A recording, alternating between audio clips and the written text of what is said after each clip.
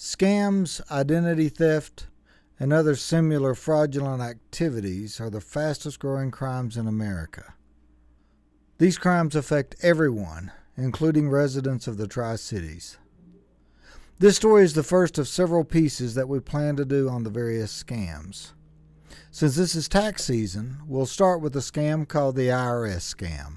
The current scam that we're seeing right now is what I would call an IRS scam. And we typically see this about every February and March and beginning of April when it's time for people to start filling out their income tax.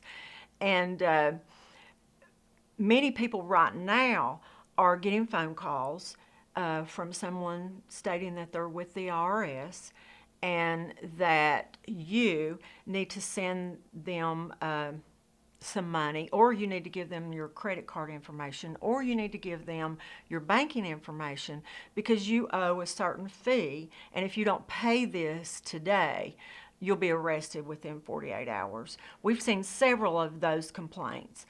And when people get a phone call saying they're going to be arrested, they start to panic, and emotionally they feel obligated to send money or give them their banking information or their credit card information, and they do that on the spot without thinking.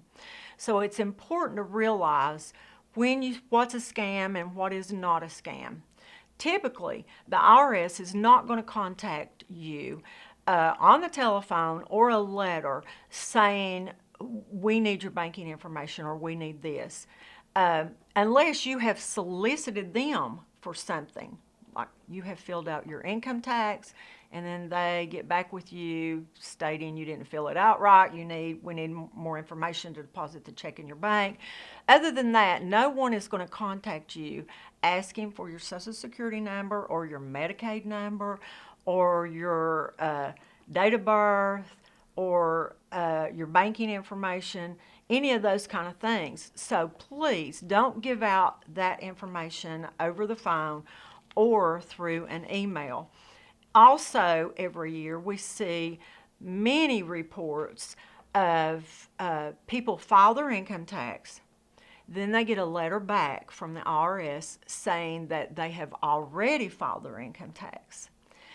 And what this typically means is that someone has fraudulently used your Social Security number and your name and filed your income tax, and they've gotten your return back. Now, you need to contact the IRS, and any kind of scam with the IRS, you need to contact them.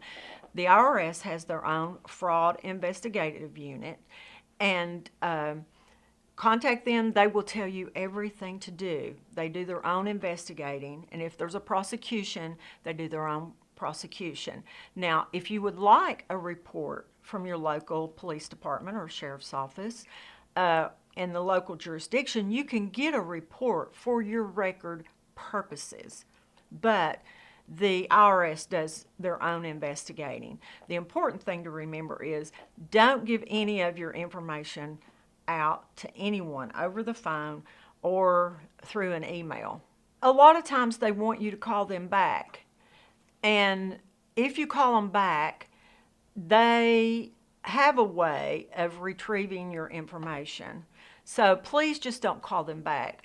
Also, when you call them back, they're going to try to talk you into giving your Social Security number.